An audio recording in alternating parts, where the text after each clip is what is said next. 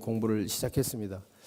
시작하면서 처음에는 굉장히 서먹서먹했습니다. 뭐 천국운동이 뭔지도 모르고 애들이 예수 믿지 않는 애들이기 때문에 그러다 보니까 니들이 어차피 사회 나가서 글로벌 리더가 돼야 되지 않겠냐라고 이렇게 시작을 해서 계속 제가 목요일 날 배우고 금요일 날 가서 교육을 시키고 목요일 날 배우고 금요일 날 가서 교육을 계속 그런 식으로 시켰습니다. 근데 애들이 조금씩 변화가 오더라고요.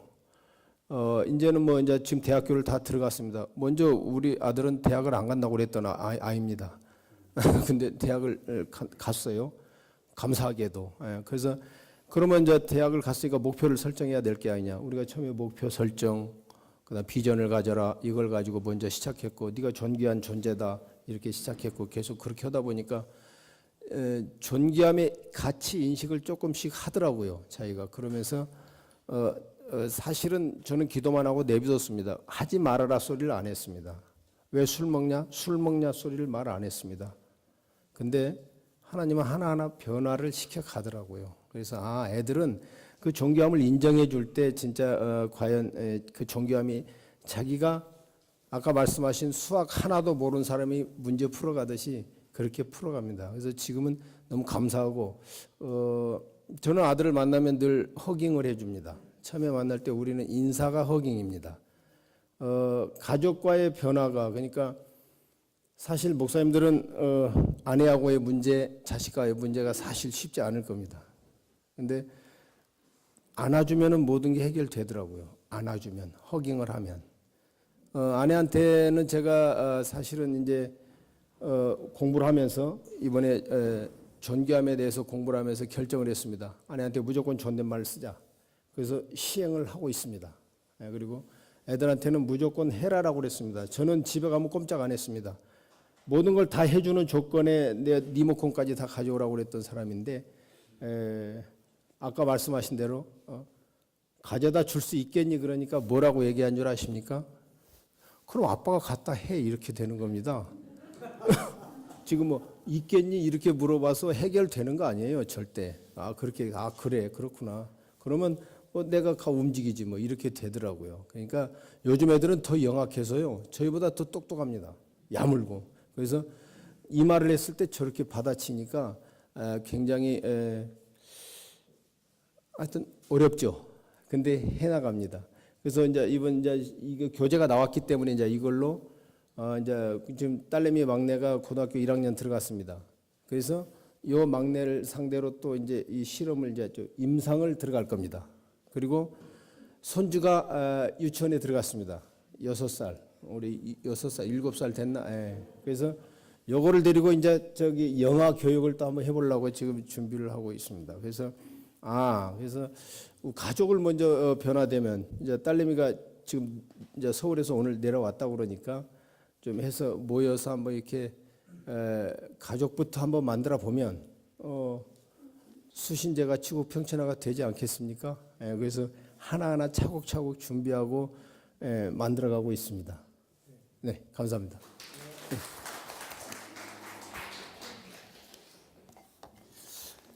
예, 사실 뭐 교회 개척이다 뭐다 이제 옛날 스타일은 이제 아니잖아요. 그래서 강도사님이 지금 아들 친구들 어떻게 보면은 요즘 뭐 청소년들의 그런 일반적 모습인데 그런 아이들을 데리고 이제 이런 훈련을 한다는 것 자체가 굉장히 새로운 운동이에요. 그리고 이 아이들 속에 우리나라 애들을 보면은 아무리 껄렁껄렁하다고 그래도 굉장히 단순해요. 굉장히 순진합니다. 쉽게 말하면. 근데 이거를 아까 이야기했잖아요. 겉모습만 제 위에 있는 것만 보고 맨날 야단치고 맨날 지적하고 이러면 이제 더 망가져 버려요. 근데 안에 있는 거를 보는 거예요. 두 번째, 감정, 아픔. 뭔가 얘도 나름대로 하고 싶은 뭐가 분명히 있는 거예요. 근데 이거를 부모가 이해해 주지 못하고 환경은 잘 안 되고 실력은 못 따라주고 그러면 이제 실력을 어떻게 닦아서 그 목표를 이루어 갈 수 있도록 이 멘토가 옆에서 역할을 해주면 되는데 그런 사람은 없고 나이가 몇인데 네 나이 그대로 이 나이 되도록 도대체 뭐 했어? 인생 네가 알아서 책임져. 이런 식이 되니까 방법도 모르지. 뭐 어떻게 해야 될지도 모르지. 그러니까 이런 상황들이 뭐 너무 많이 벌어지고 있는 거예요. 그러니까 이런 아이들을 이렇게 해서 이제 딸도 이렇게 해보고 딸 친구들 뭐 이렇게 해서 이제 이 모임을 이렇게 이끌어 나가주면 좋은 경험이 될 수 있고 틀림없이 변합니다. 누군가가 자기를 인정해주는 사람이 있으면 반드시 변하게 돼 있어요. 네, 그러니까 그런 운동을 통해서 기존의 어떤 교회의 개념보다는 이제 그런 그야말로 가정교회도 할 수 있는 거고 조그만 사무실 하나만 해놔도 거기서 아이들을 키울 수 있는 거고 아이들이 모여지면 일단 부모는 따라와요. 아이가 모여지는 곳에 부모는 따라옵니다. 이게 기본 원리예요. 아이가 자리를 잡지 못하면 부모도 떠나요. 아이가 가는 곳에 부모는 따라갑니다. 옛날에는 부모 신앙, 자녀 신앙 따로 별개로 하는 경우가 많았는데 지금은 아이를 붙잡지 못하면은 부모는 그 아이 가는 쪽으로 옮기게 돼 있고 움직이게 돼 있어요, 이게. 그러니까 그런 부분들이 결국 부모도 오게 할 수 있는 이런 게 이루어질 수 있습니다. 그러니까 지금 하고 있는 이제 이런 운동을 통해서 뭐 그야말로 커피숍 같은 그런 모임을 갖고 그런 지역의 아이들을 모아서 이제 인간을 개발시켜 주는 거죠. 그러다 보면은 아이들은 하고자 딱 맘먹으면 지들이 공부해서 대학 갈 수 있어요. 얼마든지 갈 수 있습니다. 그러니까 이런 부분들을 우리 이제 리더자들이 그걸 인정해주고 얼마만큼 그걸 끌어내줄 수 있는 리더십을 우리가 가지고 만들어 가느냐. 아까 이제 이 목사님 큐티 뭐 이런 거 했는데 그런 건 너무 신경 쓸 거 없어요. 거기에다 너무 애착을 가지면 아이가 이걸 도저히 지금 하고 싶지 않은 거를 가지고 자꾸 하자고 씨름을 하다 보면은 어느 정도 강제성도 물론 필요할 때가 있어요. 그렇지만은 그렇게 했을 때는 거기에 충분한 공감을 형성할 수 있어야 됩니다, 이게. 그러니까 방치해서는 안 되지만 이끌어가는 리더십이 필요한 거예요, 이걸. 근데 우리 식대로 뭐 읽고 뭐 하고 이런 부분들에 대한 이런 것들을 강제했을 때는 옛날하고 다르다는 거죠, 지금은. 애들이 그걸 뭐 전혀 안 따라가고 반항하고 부딪히고 이렇게 되는 거예요. 그러니까 그런 부분들을 우리가 염두에 두고 이제 이런 테크닉들을 계속, 그러니까 제일 힘든 건 자기를 내려놓는 거예요. 자기를 버리는 겁니다. 자기 스타일을. 네. 미국의 지금 민주당의 대통령 후보 중에 한 사람이 힐러리죠. 그런데 지난번에 힐러리에 대한 기사가 나왔는데 무슨 기사가 나왔냐면은 힐러리는 자기를 망가뜨려야 산다. 이런 제목으로 기사가 나왔어요. 왜냐하면 이 분은 항상 보면은 그 어떻게 보면은 그 상류층 사람의 분위기가 딱 나타나요. 그 하층민들하고 뭔가 교통하고 막 이게 돼야 되는데 항상 뭘 해도 그냥 고급스럽고 이러니까 참모들이 볼 때는 이게 저게 아니라는 거죠, 이게. 그래서 나온 이야기가 힐러리는 자기를 망가뜨려야 산다. 이런 이야기를 한 거예요. 제가 그 기사를 보면서 야, 이건 정말로 중요한 이야기다, 이거는. 네? 자기를 부인해라. 예수님이 자기를 부인해. 이게 다 무슨 이야기예요? 자기 망가뜨리는 거예요. 잘못되게 망가뜨리는 게 아니라 기존의 전통, 잘못된 가치, 창세기 3장에 익숙해 있는 그런 부분들, 이런 것들이 우리나라는 유교적인 개념 속에서 아주 강해져 있어요. 강해요. 그러니까 우리 목회자들이 권위 있게 막 가르치고 전하고 소리 지르고 막 이거를 권위라고 생각을 하지, 섬기고 내려와서 움직이고 이런 것들을 권위라고 생각을 하지 않습니다, 이게. 그러니까 이런 벽을 허무는 것이 이 교육에 있어서 제일 어려운 점이에요. 아무리 이야기를 해도 가서 안 허무니까. 자기를 허물고 아내와의 관계에서 대화를, 여러분들이 지금 이 앞에 있는 우리가 이야기를 나눴잖아요. 이야기를. 그래서 한 주간 집에 들어가서 아내한테 오늘 하루 동안 어떻게 즐거운 일, 좀 잘된 일이 있습니까? 라고 물어볼 수 있는, 이게 되지 않으면 이 훈련은 실패한다는 거예요. 무슨 말인지 아시겠습니까? 이게 돼야 하는. 나도 우리 사모님 보고 저녁에 어느 날 가가지고 어떻게 오늘 하루 동안 뭐 성공했다고 생각되는 일 있습니까? 그랬더니 그때 뭐라고 그러셨지? 기억이 안 나시죠? 그래서 내가 어쨌든 훈련이 안 된 분들은 아유 무슨 행복은 무슨 성공은 무슨 성공. 그런데 이제 내가 딱 눈여겨보고 딱 둘러보니까 안에 빨래가 쌓여 있었는데 그 빨래 바구니가 탁 비어 있는 거야. 그래서 내가 눈치 있게 그래도 오늘 빨래 다 하셨네. 네, 그 이야기 기억나요? 안 나도 할 수 없어. 그건 나의 훈련이니까. 그러니까 무슨 이야기냐면은 그날 하루 동안에 뭔가 수고한 것을 본인이 미처 모르는 부분들은 옆에서 보고 체크를 해줘서 고맙다 그러고 수고했다 그러고 하는 이 작업이 이게 필요하다는 거예요. 이게 아이들도 마찬가지란 말이에요. 해놓은 것을 체크하는 거는 검사의 역할이에요. 이게 항상. 그러니까 검사의 역할을 하면 이건 살벌해지는 거예요. 법리적, 논리적 대응이 나옵니다. 이제 논리적 대꾸가 나와요. 그럼 이거 자꾸 커져요. 이거. 그러니까 우리는 검사적 입장이 아니에요. 본인이 모르는 위로받을 점, 본인이 모르는 칭찬받을 점을 찾아내서 격려를 해주는 거예요. 이게 우리 역할이지. 그걸 했니 안 했니 왜 잘했니 못했니 이거는 검사의 역할인데 이거는 기존 방식이에요. 이 기존 방식을 가지면 둘 중에 하나는 상처를 받게 돼 있고 둘 중에 하나는 승리하는 게 아니라 상처를 받고 죽게 돼 있어요. 이게. 그럼 그 다음부터 대화의 문은 다 닫혀버려요. 그러니까 했니 안 했니의 이 논쟁이 아닙니다. 논쟁이 아니고 좋은 점을 찾아서 본인도 모르고 있었는데 막 속상해 있는데 그래도 야 너 이런 거 참 잘하고 있잖아. 전에 우리 아들이 태국에서 와가지고 지를 좀 괴롭히는 선배가 하나 있었는데 리더십이 조금 달랐어요. 얘는 조금 강압적인 리더십이 있었는데 얘가 또 뭘 해도 또 탁구를 쳐도 이기고 뭘 해도 잘해. 그러니까 우리 요한이가 와가지고 그것 때문에 막 속상해 하는 거예요. 그래서 야 아빠가 볼 때는 말이야 리더십이 두 개인데 걔는 강제적 리더십을 가지고 있고 너는 친화적 리더십을 가지고 있는 거야. 너는 강제로는 안 하지만 너 주변에 친구들 많아? 없어? 친구 많아. 그러니까 너는 친화적 리더십을 가지고 있는 거야. 그러니까 그 형아 때문에 스트레스 받지 말고 네가 가진 장점을 자꾸 키워가. 결국 강제적 리더십은 어느 날인가는 이거는 실패하게 돼 있어 이게. 결국 승리는 친화적 리더십이야. 그러니까 우리가 가지고 있는 좋은 점을 자꾸 끌어내 주는 것이 끌림의 법칙이에요. 그러면 이게 그 사람 속에 있는 긍정적인 분야, 좋은 분야가 자꾸 끌려 나오는 거예요. 근데 이거를 자꾸 나쁜 점을 지적을 하고 했니 안 했니 뭘 했냐 이렇게 되기 시작을 하면은 안에 있는 이 부정적인 이게 끌려 나오는 거야. 자꾸 그걸 끌어내는 거야 지금. 그걸 자꾸 끌어낸다고. 아빠가 뭐라고 따지기 시작하면은 아들은 그거를 이 방어하기 위한 이게 이제 자꾸 만들어지기 시작합니다.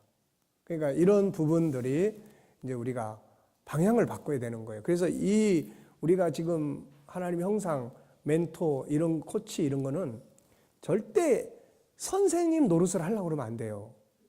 이건 아버지로서 내가 너한테 말하는데 이런 게 아니고 선생님은 꾸중하고 책망하고 이건데 이게 아니라는가요? 그러니까 이런 인식을 바꾸지 않으면은 결국 나중에 가보면은 결국 뭐 또 왕으로서 어른으로서 야단치고 지적하고 원위치로 다시 가는 거예요 이게. 그러니까 그런 부분들을 인식 전환이 굉장히 필요한 겁니다 이게. 그러니까 그런 방향에서 여러분들이 참고하시고 그렇게 해서 가족 중심에서의 성공이 필수다. 무슨 말인지 아시겠죠? 자기 아내와의 관계, 남편과의 관계, 가족들 관계에서 이런 대화를 일단 딱 나누기 시작하면은 함부로 멸시를 못해요. 함부로 이렇게 아무렇게나 무시하고 이걸 절대로 하기가 힘들어요. 이건 둘이 서로 안 맞는 서로 상대적인 거예요. 그쪽이 계속되면 이건 절대 못합니다. 무시하고 계속 소리 지르고 계속 어떤 상대방에 대한 단점을 지적하면은 이거는 절대로 할 수가 없어요. 두 개가 공존할 수가 없어요. 근데 이거를 딱 하기 시작을 하면 무시하거나 비판하거나 이걸 못하게 돼 있어요, 이게. 무슨 말인지 아시겠습니까? 두 개가 같이 공존을 못하는 거야, 이게. 그러니까 우리가 지금 이 자리에 있는 저와 여러분들이 이거를 알고 나를 망가뜨려야 돼요. 지금까지 내 스타일을 탁 망가뜨려야 돼요. 처음에는 그게 겸연쩍고 그게 좀 이상하게 보이고 어른으로서 권위도 없는 것처럼 보이고 뭐 또 하고 그러지만, 그래서 대화를 나누고 하다가 그게 그 단계가 우리가 어떤 운동으로 말하면은 급수. 자, 이 목사님 잘 들어요. 지금 하고 있는 단계는 예를 들어서 1급이야. 1급. 그러니까 밑에 5급에서 지금 1급까지 올라온 거야. 이 단계를 넘어서야 되는데, 그 단계는 뭐냐면 일단은 나는 너를 믿는다. 난 널 믿어. 난 널 믿어. 그리고 방치가 아니라 맡겨보는 거예요. 네가 어디까지 할 수 있니? 그래서 이 옆길로 나가는 애들을 제대로 이끌어가는 상담자는 따지고 묻고 잘하는 방법을 계속 가르치는 게 아니에요. 네 하고 싶은 게 뭐냐? 하고 싶은 대로 해봐. 놀고 싶어? 그래, 놀자. 실컷 노는 거야. 오늘도 놀고 내일도 놀고 모레도 놀고. 그러면 나중에 얘가 뭐라 그러냐면은, 우리 이렇게 막 놀아도 돼요? 뭐 좀 해야 되지 않을까요? 예. 이게 인간의 본능이에요, 이게. 노는데 뭔가 불안한 거야, 이거. 예. 놀긴 노는데 뭔가 불안한 거야, 이거. 그러니까 그때까지 기다리는 거지, 뭐, 이거. 그때까지. 그래, 기다려. 그 다음에 단수를 이제 높여야 돼요. 싸운다는 거는 급수가 똑같은 거야. 얘 1급, 나 1급. 똑같은 급수는 싸우는 거예요. 근데 1급 뛰어넘어서 나는 2단이야. 그러면 안 싸웁니다. 2단은 어떻게 하느냐? 품고 우는 거야, 이제. 펑펑 우는 거야. 그래, 아빠가 너한테 너무 마음 상하게 한 게 많구나. 미안해. 펑펑 붙들고 우는 거야. 이 눈물 앞에 거의 무너지는 거야. 거의 다. 이게 단수가 엄청 높은 사람이에요, 이거. 예? 이거 엄청 고단자예요, 이거. 근데 뭐 앞에서 뭐 이랬냐 저랬냐, 이거는 아직, 이건 급수가 밑에 있던 거야. 예? 그러니까 단수를 높여요. 정말 사랑하는 마음, 안타까운 마음, 불쌍한 마음. 예? 이 마음이 강해지면은, 이제 우는 겁니다. 그럼 막 우는 거예요. 그 앞에서. 예? 그러면은 무너져요, 이렇게. 내가 이러면 안 되겠구나, 이런 것도. 그러니까 단수를 높이는 것이 아주 중요한 겁니다. 그래서 가족 관계에서 이게 성공하면 다 성공할 수 있습니다. 네. 설교나 이런 거는 가족 관계에서 성공 안 해도 얼마든지 잘할 수 있어요. 성경 공부시키는 거, 이거는 가족 관계 잘 안 해도 얼마든지 다 잘할 수 있어요. 근데 이 하나님의 형상으로 사는 운동은 가족 관계에서 실패하면은 안 된다. 그래서 우리가 바뀌지 않으면은 이건 할 수 없다는 거예요, 내가. 계속 강조하는 게 그 이야기예요. 그래서 지금까지 살아온 내 스타일을 다 내려놔요. 다 내려놔요. 다 내려놓고, 어떤 때는 내가 이렇게 행동하면 상대방이 나를 이용해 먹을 것 같아요. 그럼 이용 당해주는 거예요.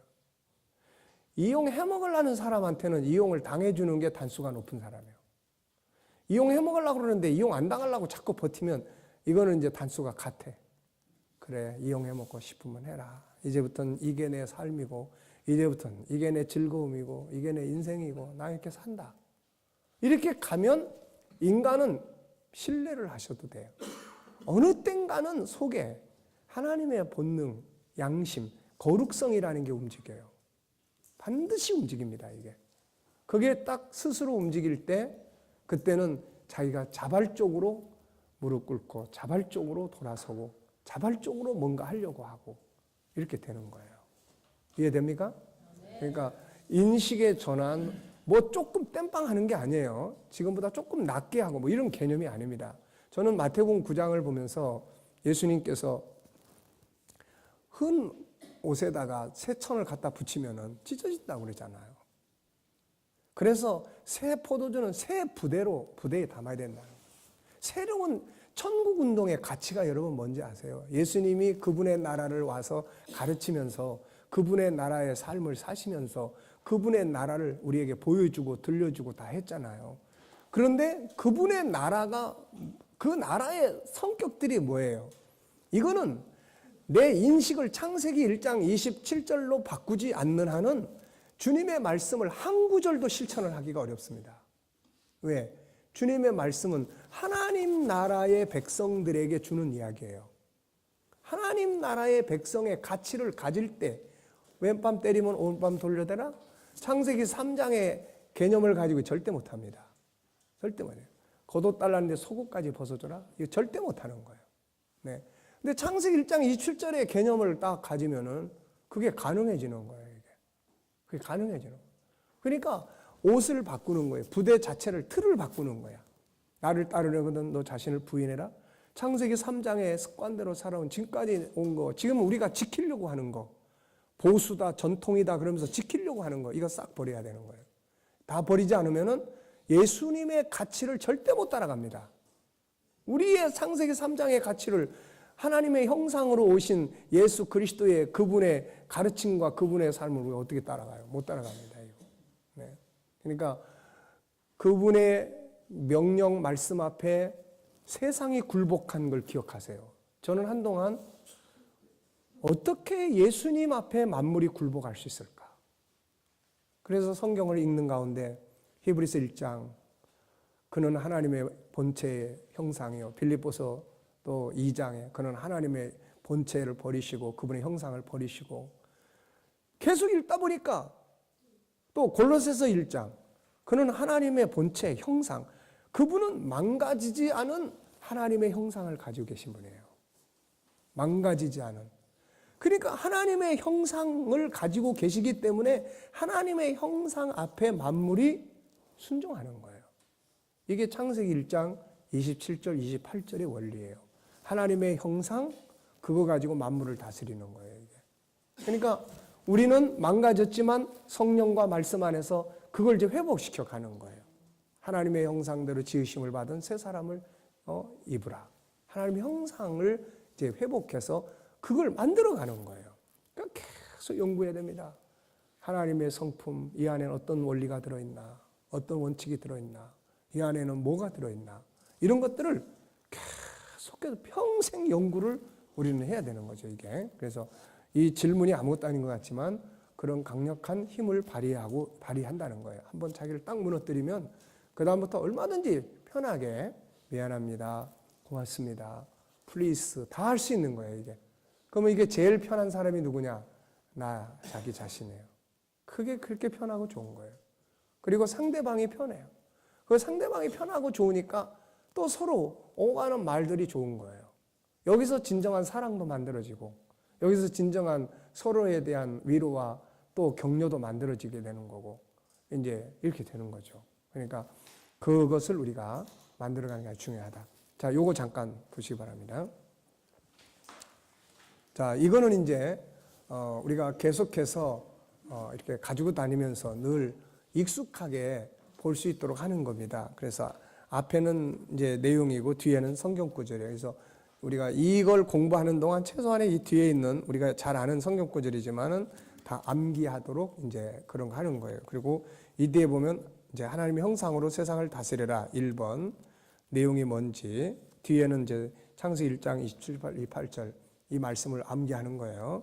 2번은 이제 유일성의 첫 번째 영역이에요. 그래서 존귀함, 유일성 속에는 세 가지가 있는데 지금 이 과정은 존귀함의 영역입니다.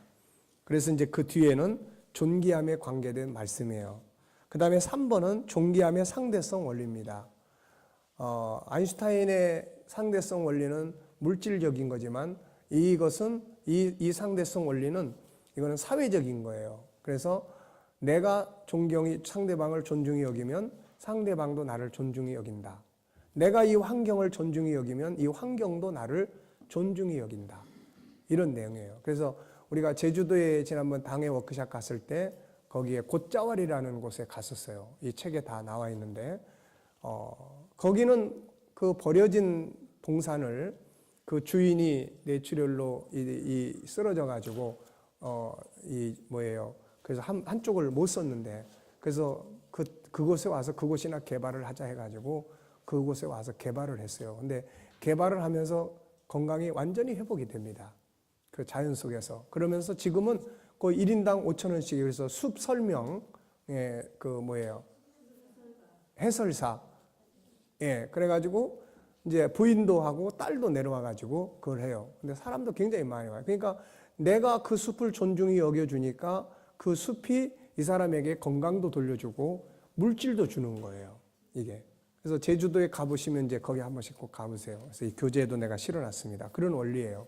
그래서 뒤에는 사무엘상 2장 30절에 하나님께서 엘리의 집안에 하신 말씀이에요.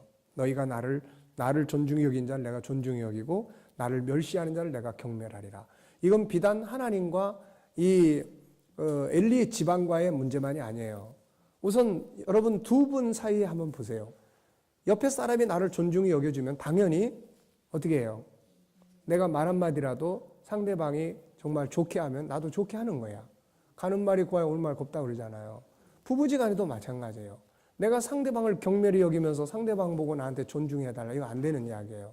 그래서 이게 상대성 원리입니다. 그 다음에는 존귀함의 대상에 대한 이야기. 얼마나 많아요. 그 중에서 이게 지금 14가지인가 돼요. 14가지인가 되는데 더 세밀하게 가면 이보다 존귀하게 여겨야 될 대상이 얼마나 많습니까? 이 속에 보면은 뭐 하나님, 나, 상대방, 환경, 상황, 업무, 공부. 아이가 만약에 어떤 과목 하나를 존귀하게 여기기 시작하고 존귀하게 여기려고 마음을 먹고 가면 그 과목은 잘하게 돼 있어요. 기본적으로. 또 뭐 자연, 작은 것, 심리, 치료, 문제, 가치, 훈계, 질서. 훈계를 존중히 여겨가지고 성공한 사람들이요. 한두 사람이 아니에요. 한두 사람. 훈계, 잠언에서 여러분 훈계를 좋게 받아들이는 것이 어떤 결과를 가져오는지 잠언을 읽어보시면 그 이야기가 얼마나 많이 나오는지 모릅니다. 네. 그러니까 누가 나한테 들려주는 듣기 싫은 소리지만 그 소리를 마음에 타. 그러면 그거를 가지고 자기 삶을 뜯어 고쳐버릴 수 있는 거예요. 네. 그러니까 이런 것들이 얼마나 성경적인지 몰라요, 이게. 그래서 그런 부분들, 뭐 질서가 다 무너져 버렸잖아요, 지금. 예수님이 이 땅에서 제일 중요하게 여긴 게 뭔지 아세요? 질서예요, 질서. 제일 중요하게. 제일 먼저 마태복음에서 마태복음 3장에서 등장하는 게 예수님께서 탁 오셔가지고 세례 요한한테 와서 세례 받아요. 하나님의 세우신 질서를 세우는 겁니다. 내가 왔으니까 너 이제 나와. 이게 아니잖아요. 병 고친 다음에 문둥병자 고친 다음에 율법에 의해서 제사장에 가서 보이고 확인을 받아라.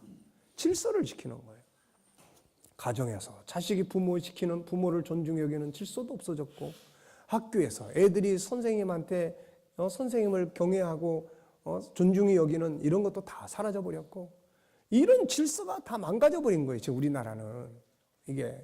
그러니 이 질서가 망가지면 창세기 1장, 2장을 통해서 1장을 통해서 하나님이 창조의 역사를 하실 때 첫째는 무에서 유를 만들어내요. 재료를. 그 다음에 한 게 뭔지 아세요? 질서 만드는 거예요. 질서. 해는 위에 있어야 될 위치에 있어야 되고 또 달의 위치에 있어야 되고 천하의 모든 것이 법이 있는 거예요. 언어도 법의 원칙이 있어요. 이런 말을 쓰면 이렇게 되고 저런 말을 쓰면 이렇게 되고 법에 이게 다 원리가 있습니다. 원칙이. 그러니까 그런 질서를 존중히 여길 줄 아는 이런 훈련을 우리 스스로 하고 어렸을 때부터 아이들에게 훈련을 시켜야 돼요. 지금 이런 게 다 없어져 버리니까 혼란이 오는 거예요. 그래서 창세기 1장 2절에 질서가 아직 안 만들어졌을 때 상태가 어땠어요? 혼돈이 오는 거예요. 혼돈. 그럼 하나님이 3절부터 시작해서 하신 게 뭐예요? 빛이 있으라. 땅 위에 있는 건 땅 위에, 아래에 있는 건 아래로, 물속에 있는 건 물속에 있고 공중에 나는 건 공중에 날게 하고 어느 날 뒤죽박죽이야. 공중에 나는 새가 나 이제 더 이상 못 날아다니겠어. 그리고 물속으로 다 들어가. 세상은 그거를 진화라고 이야기해요. 물속에 있는 것들이 육지로 올라오고 점점 진화돼서 이거는 혼란이에요. 이거는. 그러니까 질서에 대한 것이 굉장히 중요합니다. 이게. 그래서 그런 부분. 존귀하게 여겨야 될 나의 모든 것.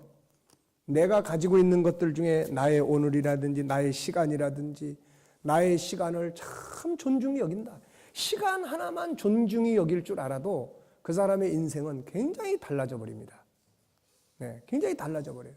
내가 가진 시간, 하나님이 주신 이 소중한 시간, 하나님 아버지께서 내게 주신 이 소중한 시간을 내가 아무렇게나 보낼 수 없다. 이런 자세만 갖는다고 한번 생각을 해보십시오. 낭비되는 시간들이 뭔지 찾고 내가 그 시간 속에서 과연 무엇을 할 것인지를 찾고 이게 결국은 사람을 성공하게 만드는 거예요. 그 다음에 뭐 나의 현실 그 뒤에 쭉 나와 있습니다. 그 다음에 존귀하게 여겨야 할 상대방의 모든 것. 자, 상대방의 현실 그대로, 상대방의 시간. 우리가요, 상대방을 존귀하게 여기면요, 상대방과 약속한 시간을 어기지 않습니다. 그런데 우리는 상대방과 약속한 시간을 대수롭지 않게 여겨요. 대수롭지 않게. 오늘도 제가 1시부터 시작합니다. 그래서 1시 정확하게 우리가 공부를 시작했어요. 왜? 1시에 모이기로 하신 분들의 시간을 낭비시키면 안 돼. 낭비시키면 안 되는 거예요. 늦게 오시는 것은 개인의 사정 때문에 올 수 있지만은 다른 모인 사람들에 대한 결례예요. 그러니까 우리가 시간을 존중히 여기는 사람들하고 무엇을 할 때 5분 늦게 간다, 10분 늦게 간다, 가버립니다. 왜?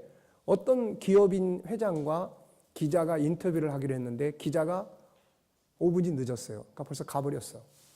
그래서 나중에 어떤 기회가 돼서 어떻게 그럴 수 있습니까? 했더니 당신에게 5분은 아무것도 아니지만 나는 이 5분 동안에 엄청난 많은 일을 처리할 수 있습니다. 당신은 이 엄청난 나의 일을 5분 동안에 할 수 있는 일을 당신은 낭비시켜버린 겁니다. 그런 사람들하고 내가 아무것도 하지 않습니다. 그러니까 시간을 존중히 여기는 사람들, 나의 시간뿐만 아니라 상대방의 시간을 존중히 여기는 사람에게는, 하나님을 존중히 여기는 사람은 예배 시간을 아무렇게나 우습게 막 하지 않아요. 그 시간 철저하게 지키고 그 시간에 맞출 줄 알고. 그러니까 존귀함 자체가 인간의 기본이에요. 기본. 이게. 그러니까 그런 부분들을 우리가 다루는 거예요. 상대방의 관심사, 상대방의 환경, 과거, 현실, 미래, 그들의 하는 일. 저는 이런 것들을 연구하면서 아까 이야기했잖아요. 하나님께서 심지어는 원수가 가지고 있는 재산까지도 소중히 여겨라. 원수가 가지고 있는 재산까지도. 원수의 소가 구덩이에 빠져 있으면 절대 모른 척하지 말고 꺼내고, 원수가 굶주리고 있으면 어떻게 하라고요? 먹이고. 원수지만 원수의 가진 재산까지도 소중히 여기라는 거야. 왜? 원수는 하나님이 갚을 수 있지만 그것을 통해서 나의 인격이 높아지는 거예요. 나의 존엄성이 높아지는 거예요. 나의 존엄성. 그러니까 상대방 때문에 나의 존엄성까지 망쳐버리면 안 된다.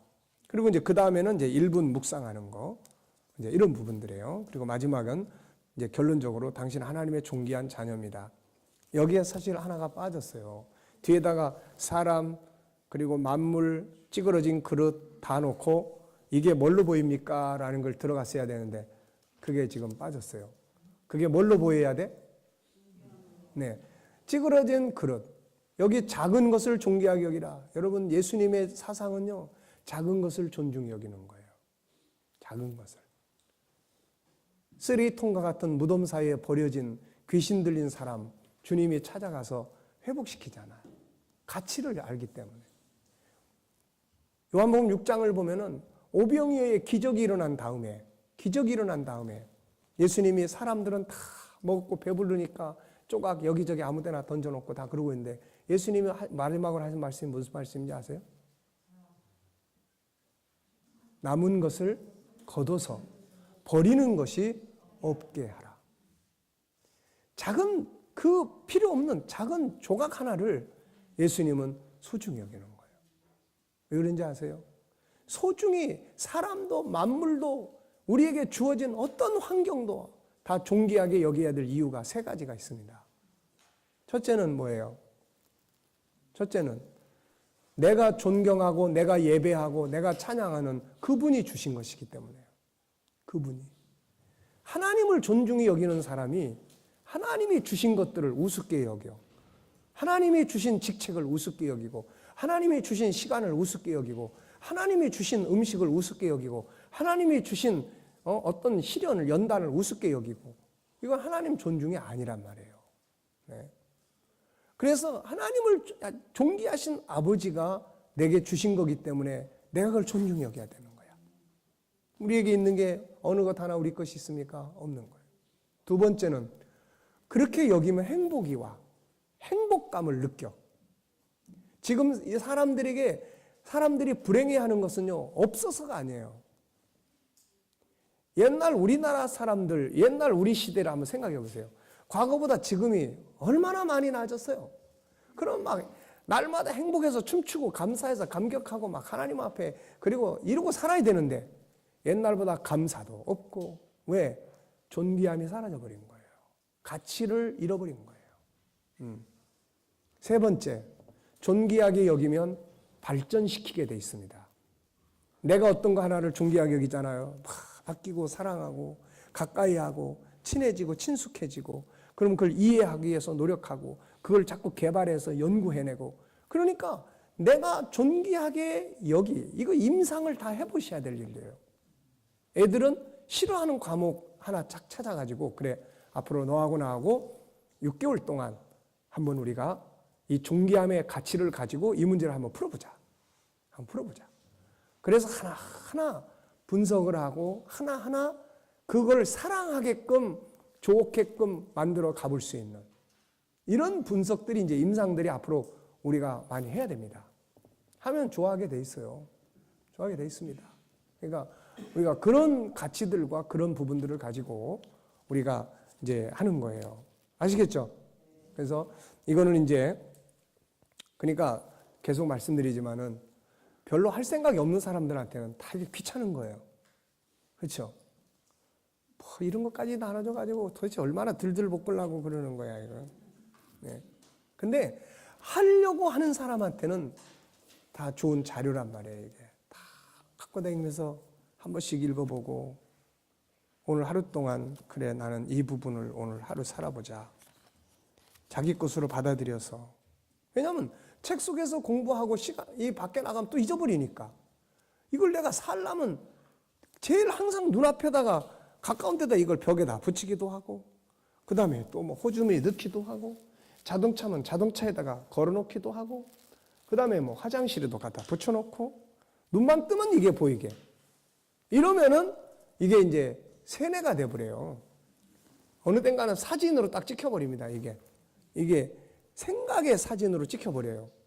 그럼 그때부터는 이게 항상 그게 무슨 원리예요? 운동해보신 분들은 아시잖아요. 예? 뭐 테니스 치는 분들 거기에 막 열정, 골프 치는 분들 열심히 내다보면 눈 감으면 자꾸 그게 보이고 또 화투놀이 하시는 분들 이거 하는 분들은 한참 거기에 막 매이면 그냥 눈만 감으면 38 광땡이 왔다 갔다 네. 해보셨죠? 안 해보셨나요? 그러니까 우리가 뭔가 하나를 새로운 습관으로 익히려면은 한동안은 거기에 그냥 푹 빠져야 돼요. 제가 이 존귀함을 연구를 하고 이거를 갖다가 이 존귀함에 대한 거를 이 책으로 만들어내기까지 얼마나 많은 시간을 여기에 지금 신경을 썼겠어요. 그러니까 나중에 눈만 감으면 존귀. 이것만 봐도 존귀. 저거 봐도 존귀. 이게 그냥 머릿속에서 계속 왔다 갔다 하는 거예요, 이게.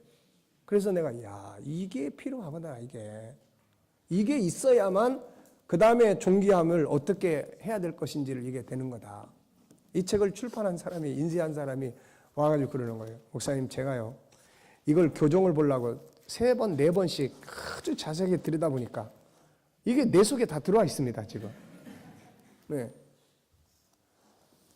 자, 그래서 우리가 그런 부분들에 대한 인식을 가지고 자기를 바꿔나가겠다고 하면은 되는 거예요. 그래서 여기 계실 동안은 이제 뭐 하는 거예요? 네. 요거 이제 존귀함의 의미. 여기 지금 한 가지가 빠졌습니다. 네. 그래서, 한 가지가 빠졌는데, 이제 아끼고 보호함. 그게 이제 이 안에 들어가야 돼요. 5번. 하나, 둘, 셋, 넷, 5개 옆에다가 예? 예, 아무 데나 넣으세요. 뭐 순서 바뀌어도 되니까. 자, 그래서 지금부터 5분 시간을 드리겠습니다. 자, 12가지를 5분 동안 한 분이 하나씩 맡으세요.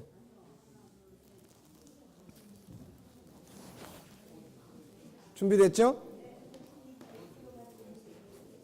네. 자, 12가지니까 여기 몇 분이에요? 하나, 둘, 셋, 넷, 다, 7, 8, 9, 10, 12. 딱 12분이에요. 그러니까 한 분이 하나씩. 자, 여기는 뭐예요? 스스로 가치 인식. 예. 두 번째. 예? 감사하게. 세 번째. 여기 뭐라고 있어? 안 보여.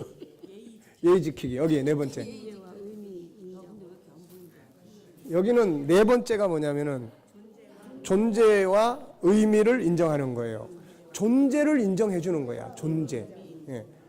여기 있어서 너무 감사하다. 예. 그다음에 자세히 연구. 그다음에 소중히 여김. 그다음에 정 목사님. 예? 아, 놀이가 아니요. 높임, 자랑, 칭찬. 아끼고 보완. 배려와 배리는 게 아니에요. 그 다음에요. 어떻게 해요? 발전시켜주고 개발시켜주고. 굉장히 중요한 거예요. 자, 내가 존중히 여기는 것은 제가 요즘에 결혼식 할 때 줄에 설 때 꼭 하는 이야기가 있습니다. 그 중에 하나가 뭐냐면 승승의 관계를 가져라. 승승의 관계. 무슨 말이냐면은 나만의 승리를 위한 결혼이 되면 안 된다. 서로의 승리를 만들어라. 서로의 승리를 만들기 위해서 뭐가 필요해요? 상대방의 장점이 뭔지, 상대방의 장점이 뭔지를 찾아내주고 그것을 개발시켜줘라. 남편이 아내가 잘할 수 있는 것을 찾아서 당신 보면 이런 능력이 있어. 이런 재능이 있으니까 한번 해봐. 내가 도와줄게. 키워주는 거예요.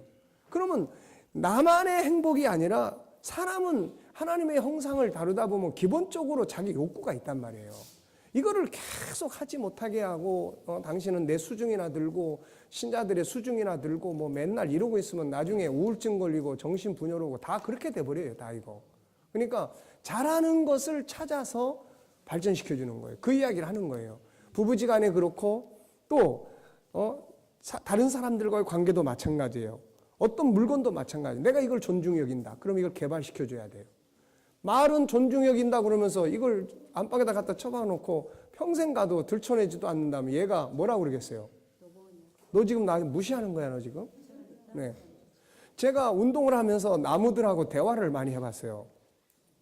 나무들하고 잡초하고 대화를 했는데 내가 잡초들 그랬더니 이게 풀들이요. 나보고 뭐라 그러냐면 야, 나도 내 이름이 있는데 왜 나보고 자꾸 잡초라고 그러냐 너는? 넌 내 이름 알아? 그러고 보니까 모르는 이름이 너무 많은 거야. 예. 그리고 나무 보고 야, 내가 너를 좀 사랑하고 싶은데 그랬더니 야, 네가 정말 나 사랑하고 싶으면 나에 대해서 좀 이해 좀 해봐. 내 약점이 뭔지 아냐? 내 장점이 뭔지는 알아? 그러고 보니까 모르는 게 너무 많더라고. 그러니까 우리 식대로 사랑을 하는 거야, 지금. 우리 식대로 존중히 여기는 거야. 이건 아니라는 거죠, 이게. 그래서 상대방을 찾아서, 장점을 찾아서 키워주고. 그래서 결혼식 하면 신부한테 물어봐요. 신랑의 장점이 뭔지 이야기해 보세요. 그럼 뭐 얼굴이 예쁘고, 뭐가 어쩌고, 뭐 성품이 좋고, 뭐 이런 이야기만 해. 그것만 가지면은 남자는 3년, 여자는 2년밖에 못 간다. 네. 그러니까 그 안에 있는 진정한 장점들을 찾아서 그 이야기예요. 그 다음에 뭐예요? 이 목사님?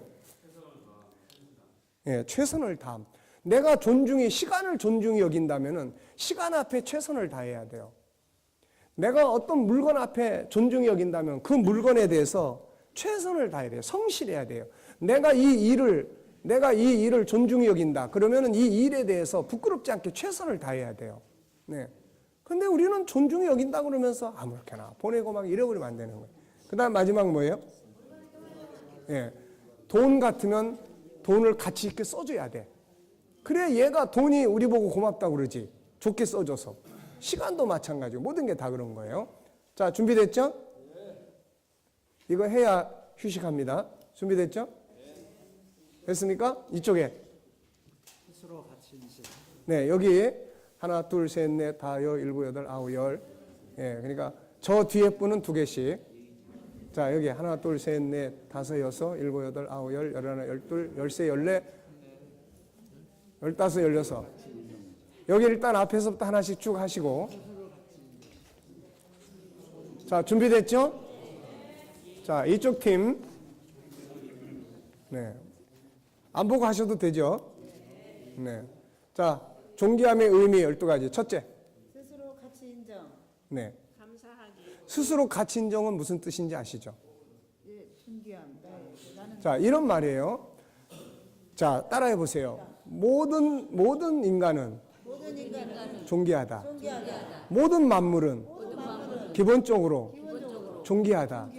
그 가치를 항상 인식하라는 거예요, 이게. 스스로, 내 스스로가 사람에 대해서, 만물에 대해서 존귀하다고 하는 가치를 내 스스로가 가지고 있어야 되는 거야, 이게. 자, 두 번째.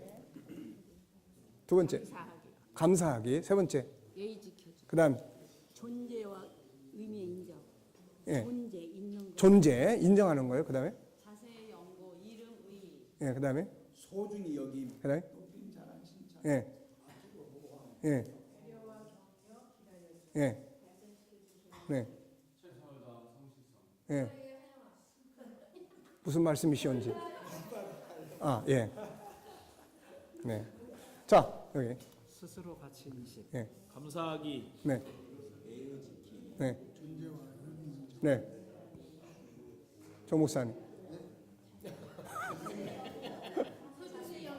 자, 탈락. 자, 이제 화장실 청소하셔야 돼. 여기. 스스로 가치 인정. 예. 감사하기. 예. 예의 지키기. 예. 존재와 의미 인정. 예.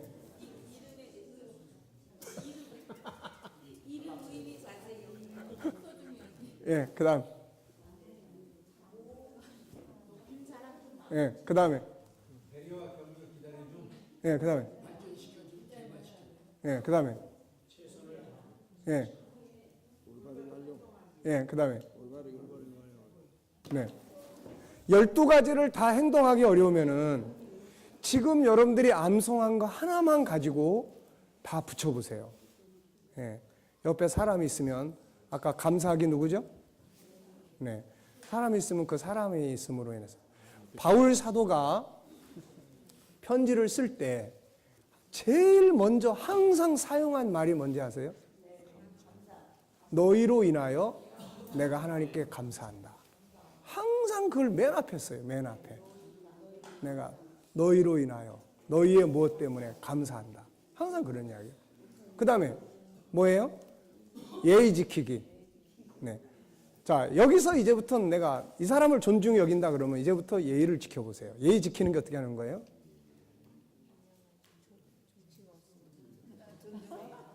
이거 뭐 잘 아는 것 같은데. 네. 자, 일단은 5분간만 휴식하시고 오늘 한과 정도는 해보고 끝나겠습니다. 한과. 네.